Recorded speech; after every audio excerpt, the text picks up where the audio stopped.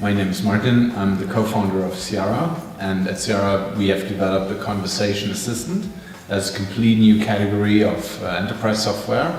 It basically helps salespeople particularly have better conversations. That means we guide them, we understand their context and help capture information from it, but also deliver information into it and automate workflows.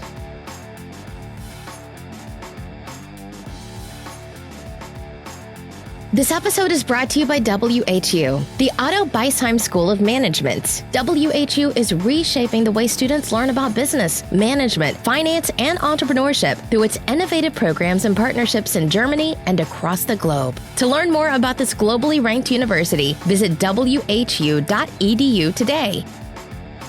Hey folks, Gerrit here. In this episode, recorded in January of this year, we introduced Dr. Martin Heibel, WHU alum, serial entrepreneur, ecosystem builder, and currently co-founder and managing director of Ciara, a virtual assistant for sales reps and inside sales teams. We're discussing Martin's journey from WHU to LMU, building the LMU Entrepreneurship Center and Expreneurs, and founding two successful companies, IntraWorlds and Ciara. Martin's story is an interesting one, in which he built his most recent company to solve a problem he and his teams faced every day. So for you listeners out there who are interested in sales, B2B software solutions, or just a wicked smart and highly analytical founder, this episode is for you. Hope you enjoy it. Coming to you from WHU on the banks of the Rhine River in beautiful Vallendar, Germany. This is the best and most awesome founder podcast. A show about entrepreneurs, innovators, advisors, and educators, and the stories that make them who they are today.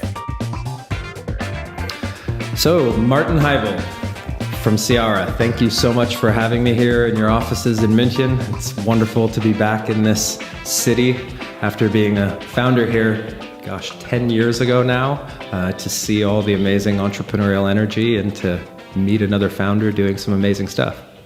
Yeah, thanks for having me and thanks for coming in. Awesome.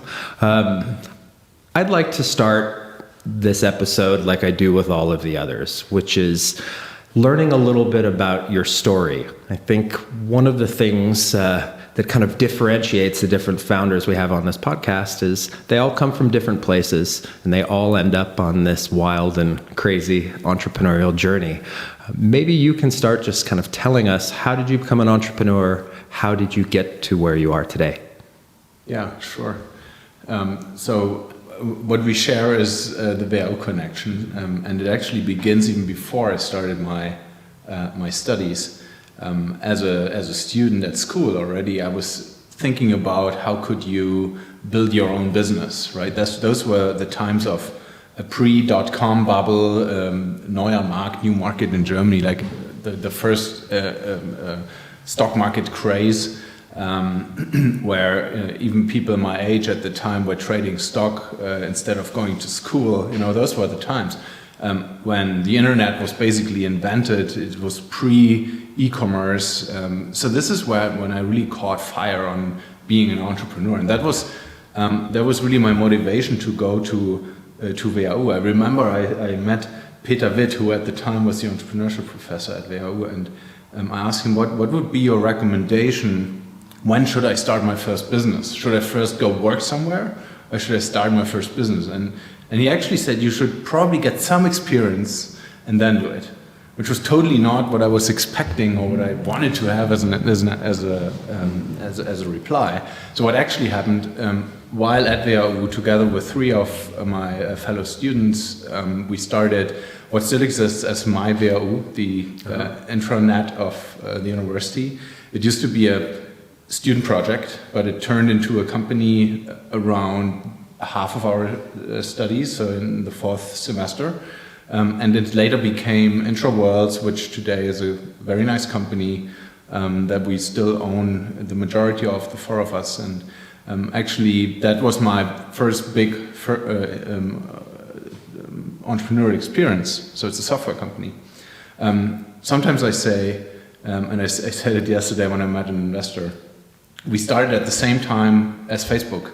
pretty much with the same kind of technology. We just took a slightly different path. And it's actually true, because it started as the platform for students where, you know, everyone could manage their studies, where they could have their profiles. Our killer feature actually was this way you could book your lunch, otherwise you wouldn't get lunch. So everyone had to be on it. So this is where it started, and I still, which is actually interesting, when I finished WHU, I did something maybe totally not to be expected. I went to the alum here in Munich and did a doctorate in entrepreneurship.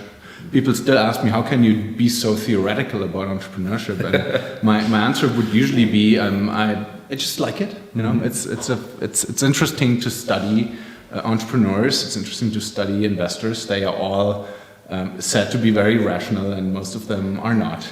So it's a very interesting thing, and I particularly I worked around the question, how and why do founders leave their C-level roles when they have investors on board, which is a very interesting phenomenon.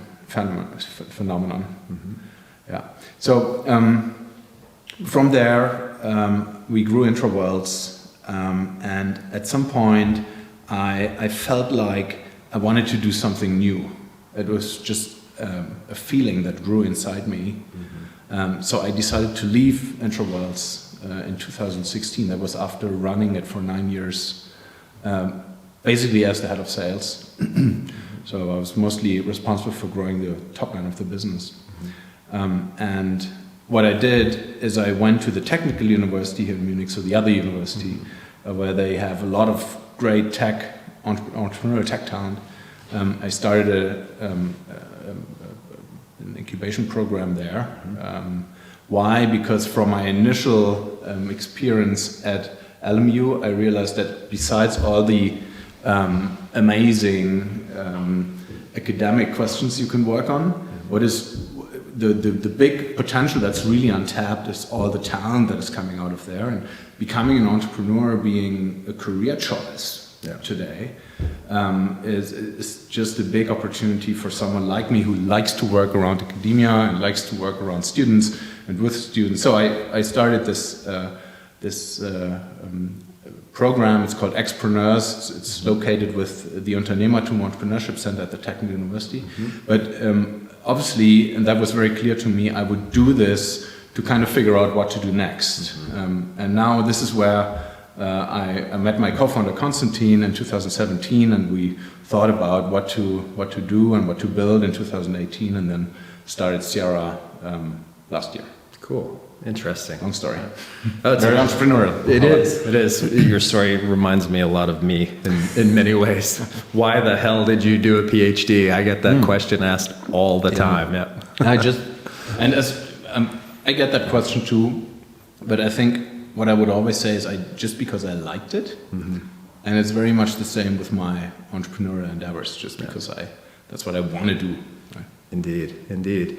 So maybe you can dig a little deeper. You know, you took an interesting path that I can very much relate to. You know, you went academia, you built an incubator, you know, really got deeper into, I think one of the great things about building an incubator type program is you really start learning the mechanics of building a business, not just your own, but when you get to see it across many other ventures along the way.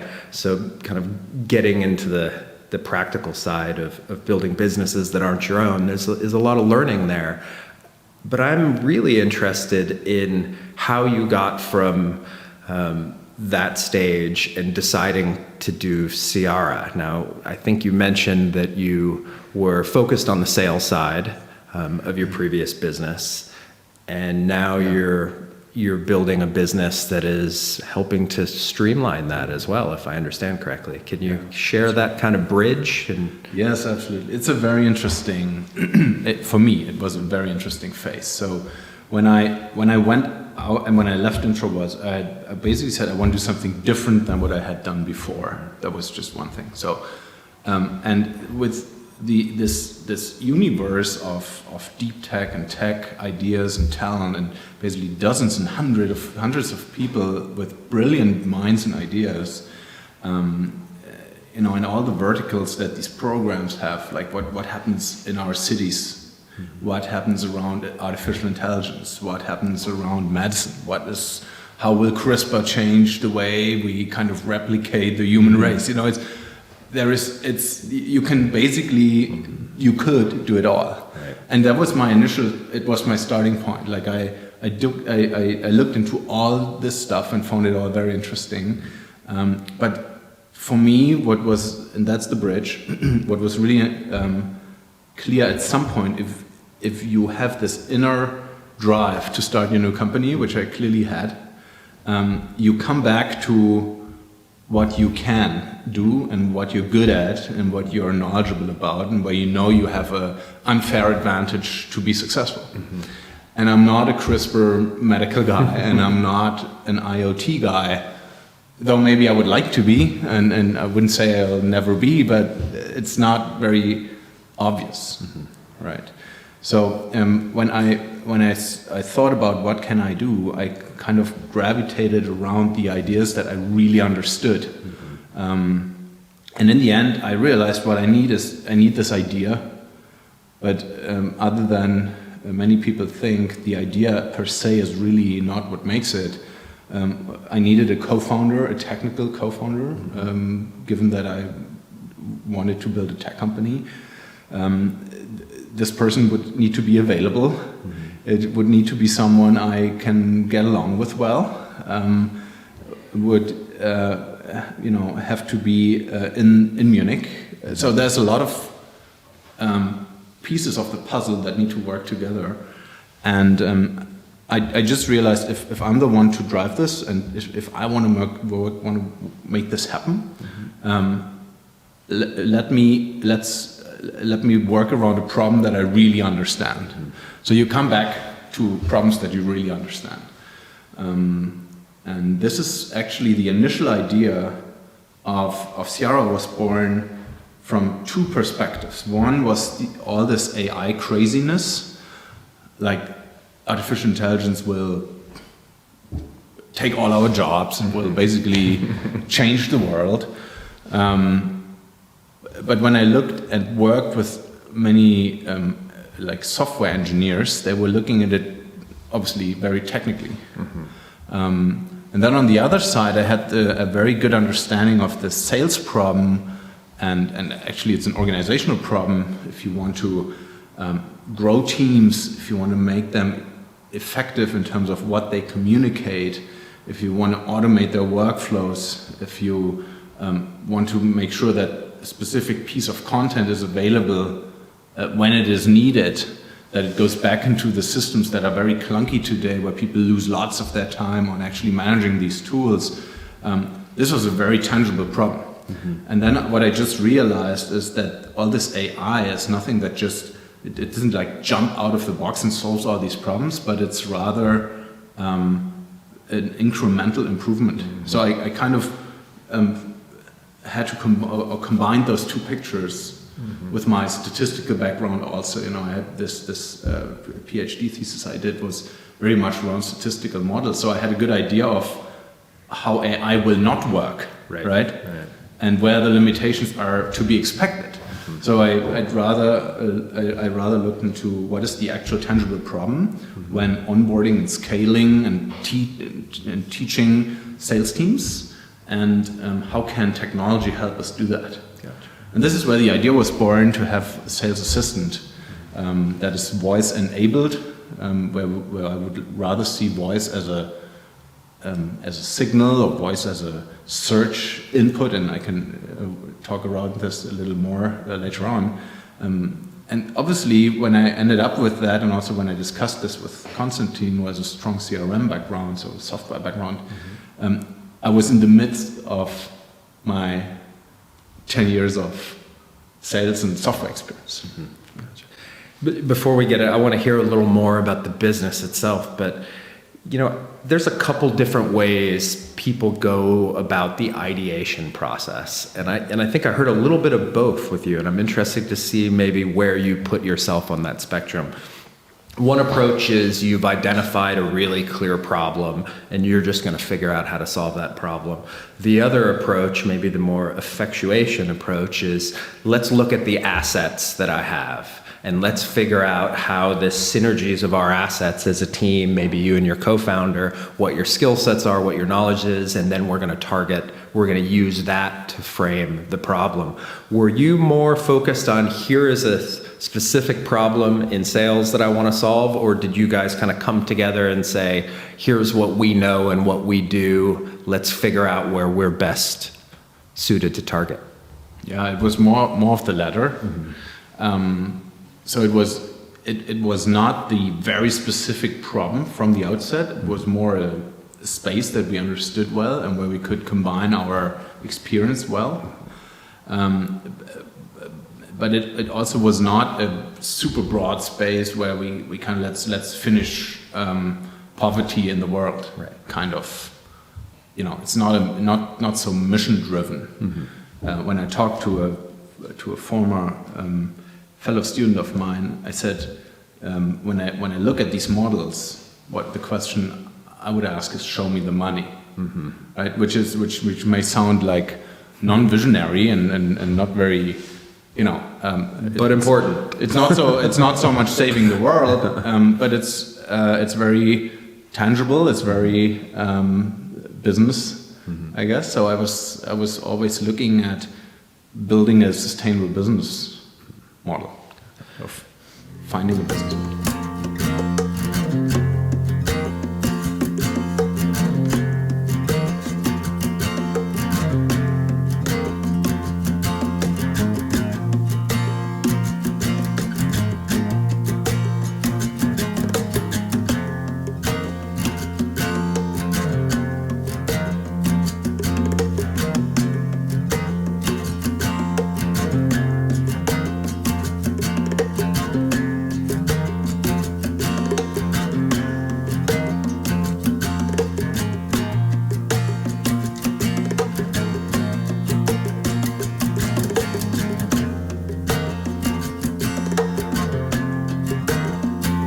So you have a co-founder who's technical, who had a background in CRM, and then you, who had a background in founding a previous company and in sales.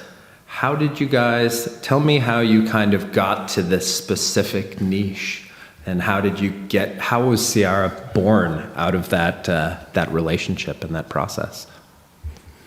Yeah, so I think the general idea that I brought in was this combination of AI and sales, where I said there should be a new kind of software that makes all this stuff much more data-driven and supports people's workflows. Mm-hmm. That was the general idea. Very much business-driven, not technical per se. And then Konstantin, with his CRM background, so he had built a company on top of the Salesforce tech stack, built a lot of integrations. He's very strong at building integrations between different tools. He talked about an old idea he had, which was kind of a personal CRM, and we looked at what is the CRM world doing and where is it evolving and what are the problems there. And one of the key problems is that CRMs are basically built to manage teams and information. So people have CRMs to build reports, but to get a report, people have to put in data and manage data, and no one does it, and everyone hates it because it's not in your workflow. It's a pain in the neck. It takes away your time. It's not productive, and all that. So, and from those two perspectives, we basically came to the point that there's no point in building a new CRM, obviously. There's just too many out there. The category is basically defined by Salesforce. And whenever we also tested that actually. We talked to people, and whenever we said CRM, they said, don't say CRM, right? And it took so much sense. And we just developed that idea that if you have a vertical CRM tool for specific functions, be it sales, today, what will the kind of horizontal tool be that is in your face from the first minute you walk into the office till the last minute you go out at night, that kind of understands your workflow and pulls stuff from these systems up and pushes them down so you don't have to do it manually, but it just understands your context through voice, through what you talk, through what you type, through what you do.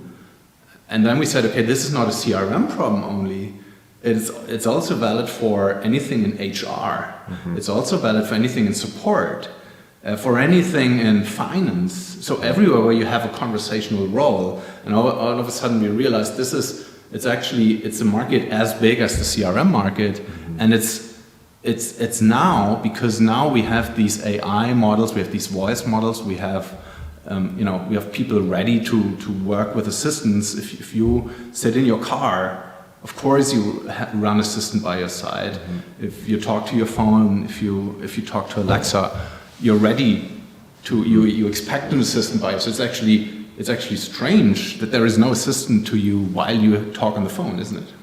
Right, yeah. So this is how we came up with that broad idea. Cool. This new idea. So can you kind of walk me through a little bit the user experience? Like kind of give me an example. I'd like to hear how someone that is using Ciara kind of integrates that into their workflow, so we can learn a little bit about the product itself. Yeah, sure. Let me first comment on that very generically, so even for people that are not in sales will understand. The general idea is to have a software in front of your eyes while you talk on the phone, typically, while you're in a conversation. So it's a real-time support that will remind you through what we call a playbook on stuff you want to cover. Right? How many times have you hung up the phone and then realized, damn, I didn't ask this or that question? And it's not a problem if you talk to your friend, you just give them another call. But if it's a sales call where you didn't ask for who's actually taking the decision, or what's the actual problem you have, or what is the actual competition we'll look at, or what have you, what next steps should we take? This is a problem because it costs money in the end, right? And this is how we remind people to not hang up before having covered all that. That's one thing. The second thing is what we call objection handling. So you would usually get certain pushbacks, and there is a good and a not so good way of reacting to such pushbacks, and we help people to, at the moment when needed, to get a good input on what a good answer would be. So the price is too high, or I don't have time now, or we have a solution in place already. So it's when people have these objections, what do you say? It's very easy, actually, because all this information is available. And this is a very important point here. No AI magic. It's, these playbooks, people have it sit on their drives. It's in a Google Doc. They actually teach their salespeople. They read through it. Sometimes they have it sit on their desk, but it's not available in the very moment when they need it. I just got a 19 pages objection handling document from a customer like this. How can anyone use this while on the call? But if you boil this down and make it actionable and kind of detect the context from the conversation, you will know that right now you need this objection to be handled, you need this question to be asked, and all of a sudden this assistant is super helpful and helps you navigate the call. So that's what the product does. I could actually see that being implemented in so many different areas, and not just sales. It could be customer service. It could be any type of really human interaction, right, in the business world. Yeah. That's why we're referring to it as a conversation assistant, and sales as our beachhead market, where it probably, just for our own background, this is where we start, right? If we had been in customer success, we would have started there. It's very likely. But it is a real horizontal play. It it is a new category of software, and we really think that in 5 or 10 years from now, people in an office will have a complete different way of interacting with their tools through an assistant. Right. Cool. Right. So it's you're really a B2B software as a service then. Is this like a white label? Because I imagine there's a significant integration that has to be done with each of your clients. Eh?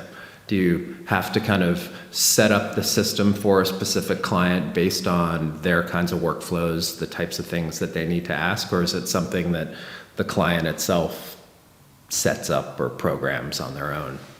Yeah. You would be amazed how standardized this is. We provide sign up through our website, so you can go on the getciara.com website and hit the sign up button and do a sign up. It's actually free. You can try it for a full month, fully fledged. Just do a sign up, give it a try. And what you get is a library of playbooks. So we have global partners that provide playbooks pretty much for any kind of business, any industry. Cool. You know, it's all these sales trainers that in the past they wrote books, and they still do. They write books, they do their seminars, and all of a sudden we give them an opportunity to produce their digital self for people. So you don't have to think about your playbook, you just need to describe who you are, and we will give you a playbook. Of course you can manipulate that, or you take your Google Doc and import that, but it's really easy to get started.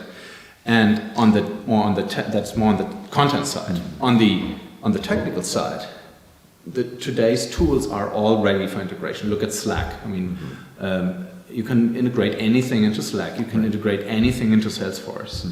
And we build on all these integrations in open APIs. So it's a click of a button, and the Ciara assistant is connected to your CRM. And you have a button there. You start it from your CRM, and everything you do inside the Ciara assistant is being pushed back into your CRM. No more touching the CRM, right? This is what we want. Right. And this is how it feels. Wow.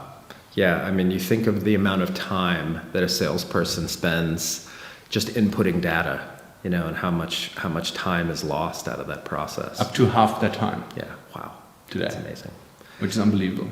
So you're solving a real business challenge, which makes a lot of sense that, you know, you helped identify that and build the company. I'm curious, this is a very typical WHU question that I like to ask, but could you have done that without a technical co-founder?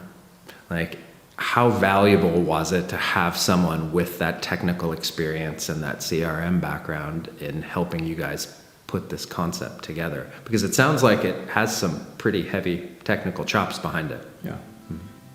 No way I could do this without a technical co-founder. Very clear. Yeah. Awesome.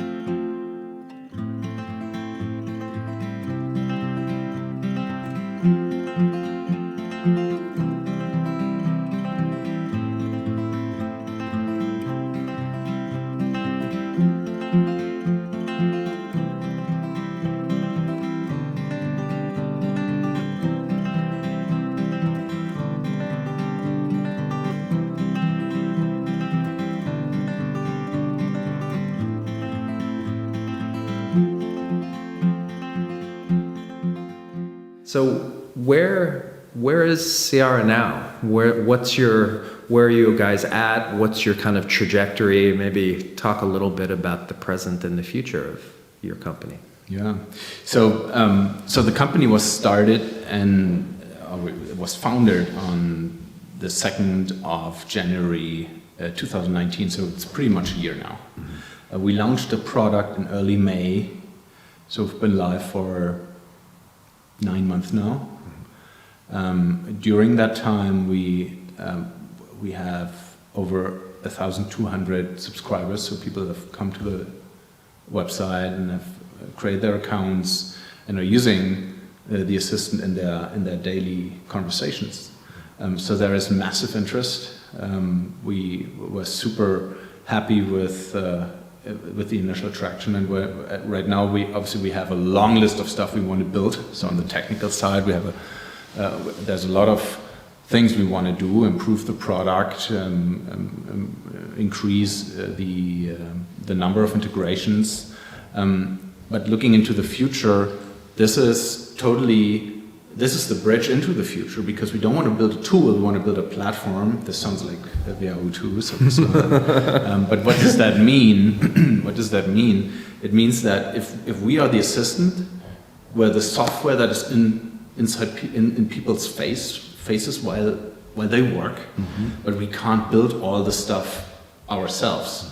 So we basically want to allow every tool out there, either they do it on their own or third parties do it, connect to our assistant. So if you run another CRM, if you run an applicant tracking tool, if you run a customer success tool, what have you, you can build your your Ciara integration and pull your data into our assistant when it is needed in the conversation, right?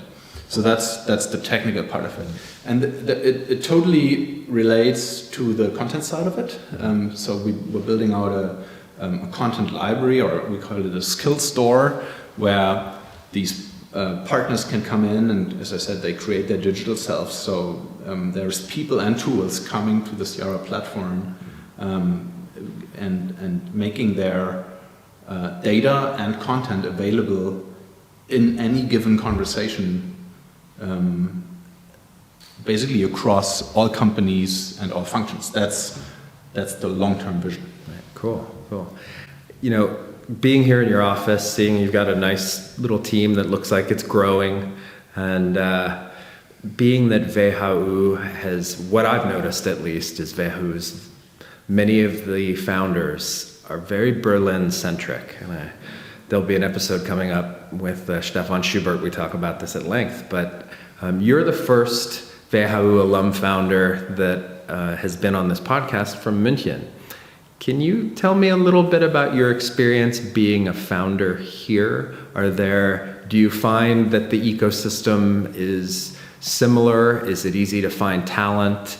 Do you notice any advantages or disadvantages of being in this wonderful city as opposed to the magnet that Berlin has become?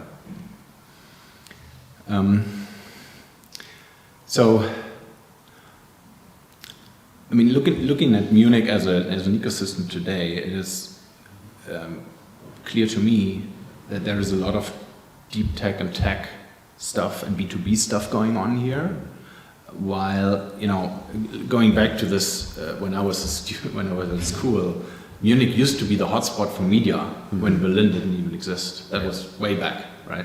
So that was even before my time in business. Then I think Berlin took all the business and all the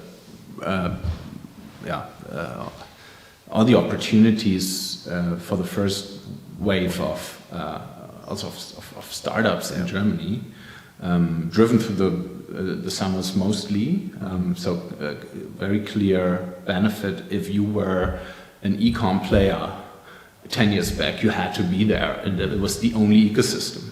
Today, if you're a tech company, I would probably recommend you rather be in Munich, just because, again, that's my background, but having been around the technical university community, it is just totally unbelievable how many very well-educated and well-trained tech talents come out of there every year. They are nice and fair, but this is they have, I don't really know how many they have, but it's tens of thousands of students. So it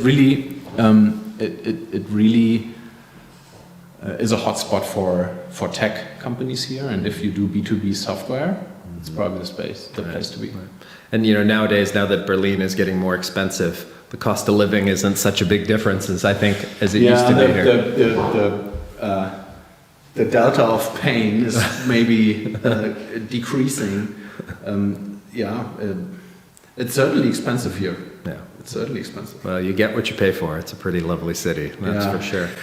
I want to ask you one more question. It's a little bit personal, but it's something that hits home closely for me too. And it's something you told me offline, is that you're a family man, and you got a handful of little ones at home. I think you brought up this question earlier, and I wanted to circle back on it. It's what your professor said to you about when is the time to be a founder. And I think at that time, when you were a young guy coming out of uni, it was maybe get a little experience. How about, and the reason I'm bringing this up actually is a friend sent me an article recently, and there was a big research study done about successful entrepreneurs. And they've kind of pinpointed that around the age of 45 is where the highest probability of success for an entrepreneur is, not this kind of preconceived notion of a 20-year-old working in a basement hacking away. You as a family man starting a business, do you see anything about your timing that you would like to share? Is that was it harder to go down this path with a family and kids, or are you happy you're doing it at this time with your age and the wisdom and the things that come along with that? It's a trade-off probably, and so yes, we do have 4 kids. They are all under the age of 10, so it's busy times. For me, it was very clear, even when I decided to leave Interlude, my first company, that whatever I would do would be a preparation to get me to the point to start the next thing. That was very clear. So I had the luck to be in a position where I got a lot of input, where I met a lot of great people, investors included. Our initial investor here in Ciara is the Unternehmertum Venture Capital Fund. So the guys that I worked with for 2 years. It's looking back at you may think this was planned, and it's probably provoking your luck to a degree. Long story short, to me it was very clear I would want to do this, and if this is what you set your mind on, it will happen, right? So for me, and I would also recommend that to others, if you really want to do it, just get prepared and do it. In Germany, particularly in a job market like this, with a certain track record that you've built up at a certain age, where would you fall, right? What would happen? What is your worst case? Just think about what would be your worst case scenario. And if you really think this through, and I discussed it with a lot of people that basically asked me the same question, there is no real downside. Yeah. Right? It may take you up to 3 years to be back on track, given that you will be working for 30 years. That's perfectly fine, right? So there's no downside, while there's a lot of upside. Right.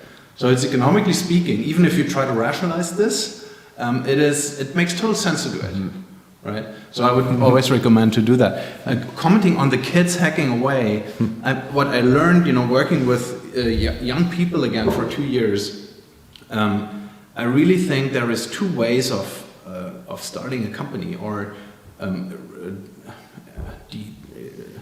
of discovering opportunity, because these young kids, they tend to be just so naive sometimes in a very positive way. They have no reference. They have no, they don't accept anything given, which is a big opportunity, and only they have it. And they are at the, they work with the cutting edge technologies, and if they even learn it at school. So they are in a particular situation that someone like me, I can't even be there. Right. So they have a particular outset, while I have a particular outset, and it really depends on where you are and what you want to do. But I gave an interview to the WHU to be published on the website, and they titled it as "The best time to start is always now."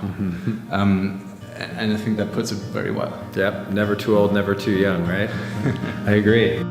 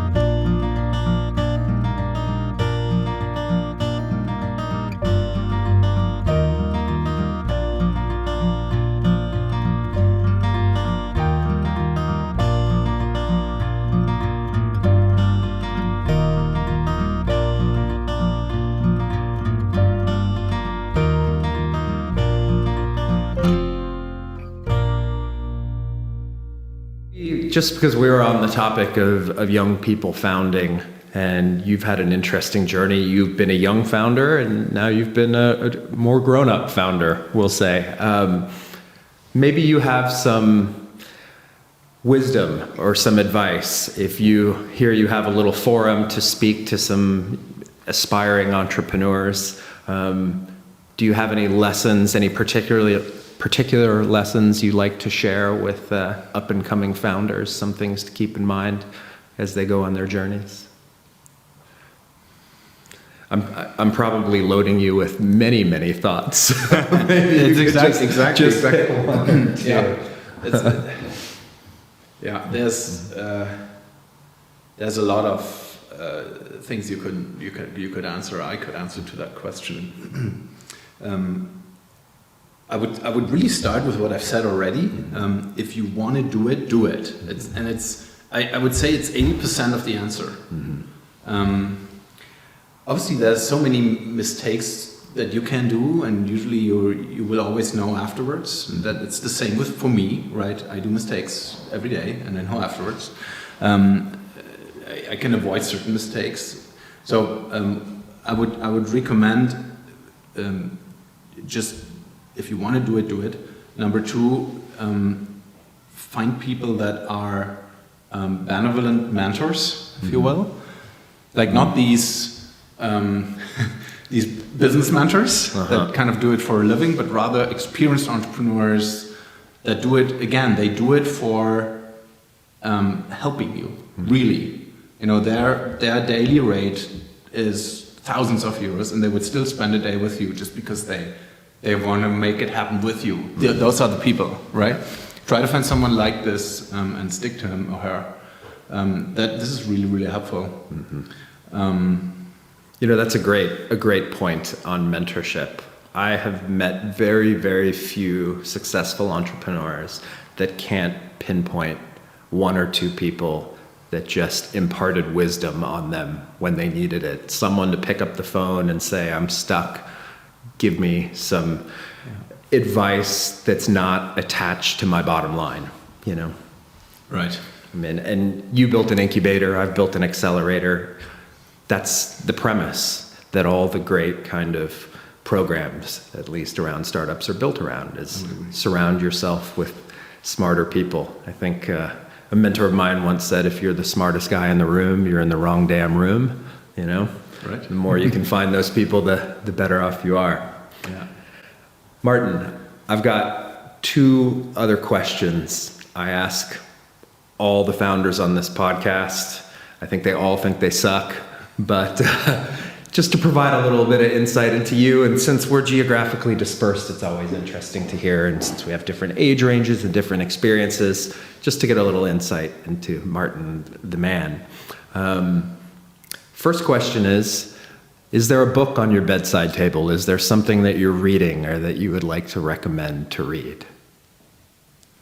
I really have to admit, I'm not reading any book as such at all, but I'm reading kids' books every night, not every single, but every night I'm home. So I've been back to all these famous Astrid Lindgren kids' books. And I've read them all several times over the last couple of years. So my wife, she made me a gift for Christmas. It's a Kindle. Nice. So I have no excuses anymore to actually get back to serious reading. Awesome. And then the other question is, what's on your playlist? Is there anything that you recommend that you're listening to?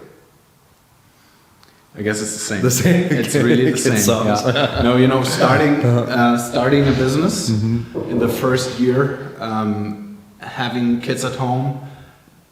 Basically, I do the kids, I do the business, or I sleep. That's it. But I'm happy with it for now. Yeah, I've got some friends that said they haven't listened to music in years if it wasn't part of the Frozen soundtrack. They could sing every word to Disney movies. Yeah, exactly. I mean, I have the that's for the German listeners. I have the Pumuckl in my car up over and over again. But it's not. It wouldn't tell you anything about not really about what I'm interested in. It's funny. I had Spotify open the other day, and you know how you can see your contacts and what they're listening to. And I see a lot of my friends that are, building businesses, growing businesses themselves. And I see every time I see them on there, it's children's music. Yeah.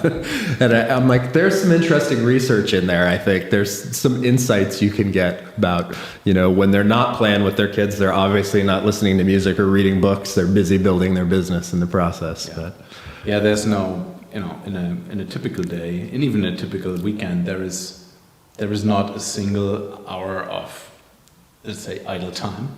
Does exist. Right. Not now. Well, Martin, maybe in a couple of years. You look fresh. You look pretty well rested, so you must be doing something right in the process.